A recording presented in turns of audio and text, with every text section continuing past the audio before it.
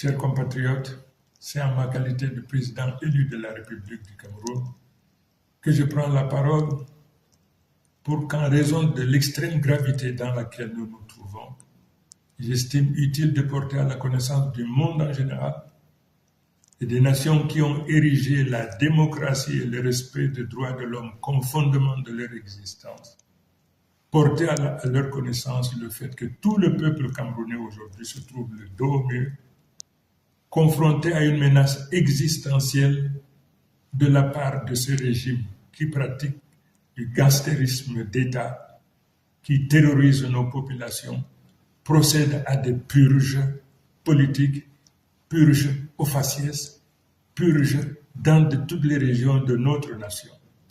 Une situation inacceptable, intolérable, dès lors qu'en dehors de toute procédure judiciaire, des dizaines, des centaines, des milliers de Camerounais sont arrêtés, incarcérés, persécutés.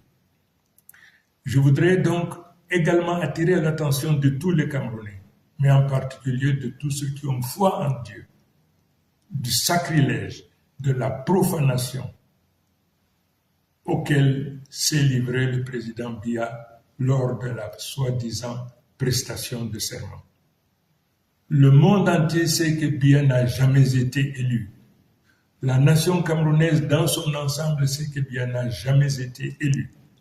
Mais qu'il se permette de poser la main sur la Bible au nom de Dieu. Il apparaît donc aujourd'hui à tout le monde que pour M. Biya, Dieu n'est qu'un instrument qui lui permet donc de réaliser ses basses besognes. Je voudrais donc dire à ce régime qui pratique du gangstérisme d'État, qui se livre à du terrorisme d'État, qui arrête à tour de bras, qui procède à des purges ethniques, des purges au faciès sur l'ensemble du territoire. Je voudrais donc demander à ce régime, du haut de ma responsabilité, parce que élu aujourd'hui de la République du Cameroun, de cesser cette pratique. Les Camerounais n'en veulent plus, les Camerounais n'en peuvent plus. Et pour ce faire, je leur donne 48 heures pour arrêter, pour libérer sans condition tous nos enfants, tous les Camerounais qui se trouvent aujourd'hui dans les prisons du Cameroun de manière générale. Je leur donne 48 heures.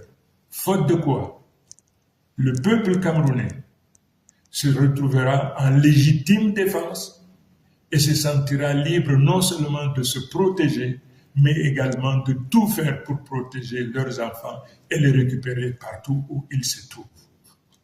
Voilà l'information cardinale que je me devais de porter à la connaissance de tout un chacun, mais en particulier, une fois de plus, le divorce désormais qu'il y a entre le président Biya et les religieux, quelle que soit leur obédience. Je vous remercie.